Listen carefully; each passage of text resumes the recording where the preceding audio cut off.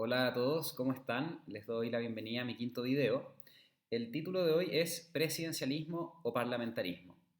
Em, Se me ocurrió hablar de este tema porque la verdad es que el vicepresidente de la convención ha puesto sobre la palestra la posibilidad de modificar el régimen que tenemos hoy en día en Chile, que es un sistema presidencialista, por uno parlamentarista. De hecho, él propone un sistema parlamentario unicameral. Entonces pensé que podría ser interesante compartir con ustedes en qué consiste el sistema presidencialista que tenemos. Y cuál es la diferencia con un sistema parlamentarista. Para entender esto, lo primero que debemos revisar es el contexto. Es decir, hay que distinguir entre la forma de Estado y la forma de gobierno. La forma de Estado tiene que ver con la organización del poder estatal en torno a un territorio. El énfasis está puesto en cómo se ejerce la soberanía en un determinado territorio.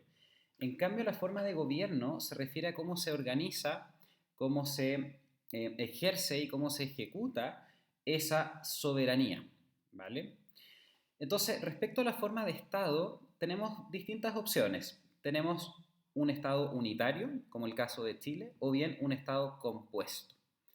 El Estado unitario, que es aquel Estado donde la emanación política proviene de un único foco, de un único centro, puede ser centralizado o desconcentrado y descentralizado en su caso.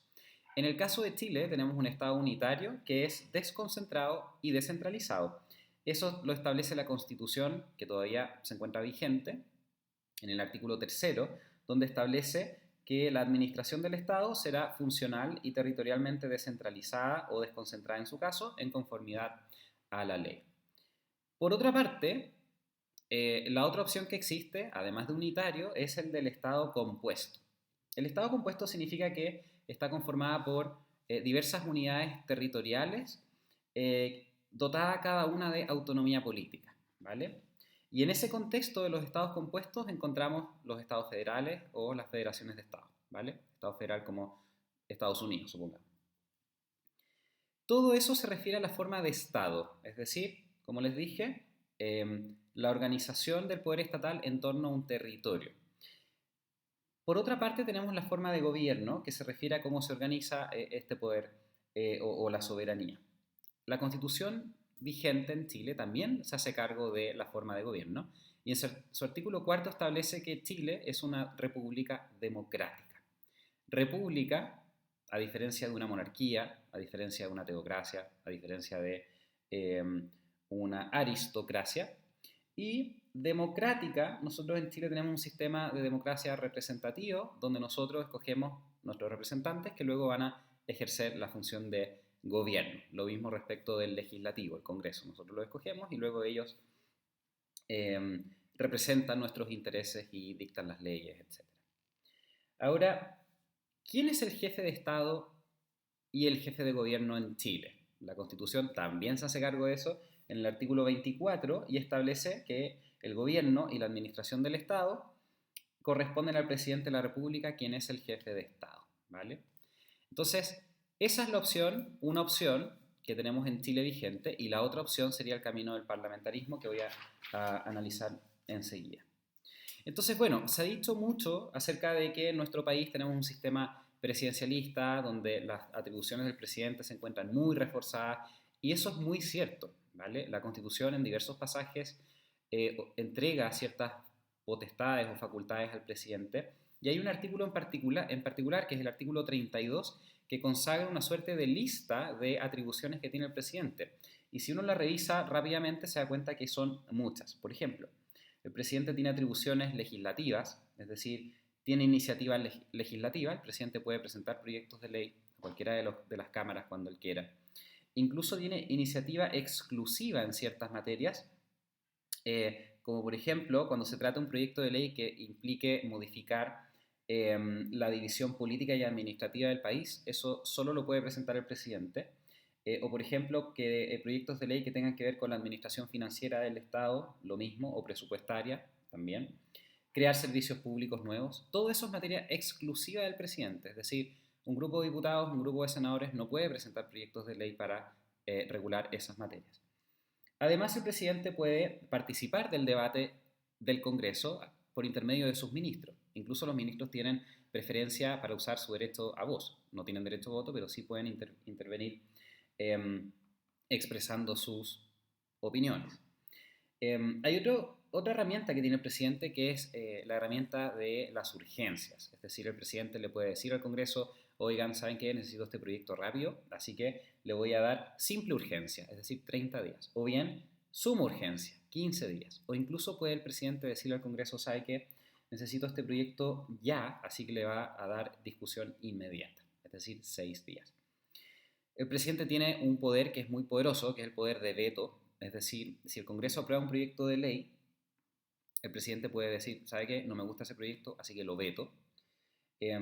Además, el presidente promulga las leyes, también tiene la facultad de dictar decretos con fuerza de ley, puede pedirse cita a sesionar a cualquiera de las cámaras, etc. Tiene muchas atribuciones en materia legislativa, y eso que solo estoy revisando las atribuciones legislativas. Tiene otras funciones, como por ejemplo, atribuciones en materia de gobierno y administración. El presidente puede hacer uso de su potestad reglamentaria. Hay dos clases de potestad reglamentaria, la potestad reglamentaria autónoma y la potestad reglamentaria de ejecución. ¿Qué significa eso? Que el presidente eventualmente puede regular a través de reglamentos, decretos supremos, simples decretos, en fin, materias que no sean del rango legal o del dominio de la ley. Y además el presidente, para poder ejecutar las leyes, es decir, para regular todo el detalle que las leyes no son capaces de regular, también lo puede hacer en virtud de esta potestad reglamentaria de ejecución.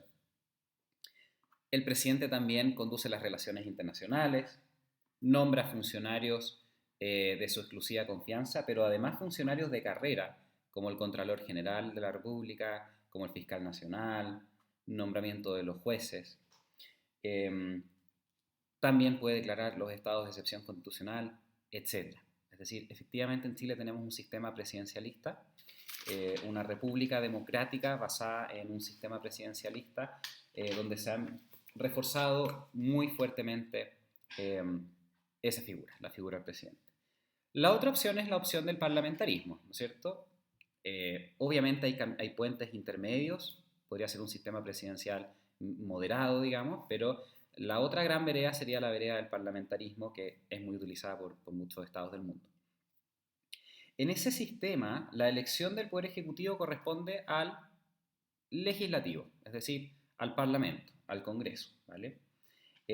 La gracia del parlamentarismo es que permite gobernar con mayorías, asegurarse ciertas mayorías para gobernar, porque es el Parlamento quien escoge el jefe de gobierno y por lo tanto una vez que es escogido se entiende que ya tiene un respaldo de una mayoría, digamos, relevante para no entorpecer el quehacer de la administración de un Estado. En el caso de Chile hemos visto que el Ejecutivo, por más que la Constitución establezca todas estas atribuciones, lo cierto es que el Ejecutivo dejó de gobernar hace mucho rato.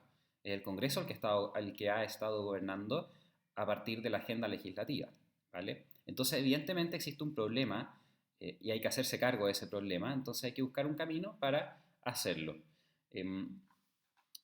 Entonces, en este sistema parlamentarista ya se distingue quién es el jefe de Estado y quién es el jefe de gobierno. En el sistema nuestro no se distingue. El presidente es el jefe de gobierno y el jefe de Estado. En cambio, como les decía, el jefe de Estado en un sistema parlamentarista es un órgano, es un funcionario que no tiene poder político, de impulso político, y más bien se encarga de representar al Estado en las relaciones internacionales. Y el jefe de gobierno, al que normalmente también se le llama primer ministro, sí que tiene poder político y es el encargado de gobernar. Es escogido por el Parlamento y el Parlamento tiene la atribución, en el fondo, de destituirlo, si se requiriera. ¿Vale? Entonces, para cerrar algunas conclusiones, Chile efectivamente tiene ahora, en el modelo actual, una constitución que le entrega muchísimas atribuciones al presidente. Estamos en una fase de crisis donde si bien existen muchas atribuciones conferidas a rango constitucional, el presidente no está, digamos, no está en condiciones de poder ejercerlas. Ya perdió el gobierno hace mucho rato, creo yo. Lo di en el Congreso. Pero la dificultad radica en ¿qué modelo vamos a seguir? ¿Un punto intermedio que pareciera ser el más razonable? ¿O, como han levantado algunas minorías, ¿no es cierto?, eh, irnos por la posibilidad de un parlamentarismo. Ahí entramos a otra discusión, si ese parlamentarismo tendría que ser unicameral, una única cámara, o bicameral, dos cámaras, lo que pareciera permitir mayor debate. La otra cara de eso es la cantidad de funcionarios y gasto público que implica. Porque si uno revisa, por ejemplo, el caso de Inglaterra, la Cámara de los Comunes son 650 miembros y la Cámara de los Lores son casi 800, 794. En el caso de Francia, la Asamblea Nacional 577 y el Senado 348 funcionarios. Alemania, la Cámara Baja 735. España, 350 diputados, 265 senadores. En Chile, ambas cámaras suman 198, es decir, hay ejemplos de donde se duplica, triplica o más la cantidad de funcionarios. Entonces, bueno, de eso se trata, eso es lo que se va a discutir en la actualidad en Chile, y la idea es poder encontrar un punto medio donde se quiten atribuciones al presidente, se permita una democracia más plena, y se logre efectivamente descentralizar las decisiones, y eso por supuesto que va a conllevar un impulso de desarrollo económico, cultural, social y de todo ámbito. Muchas gracias.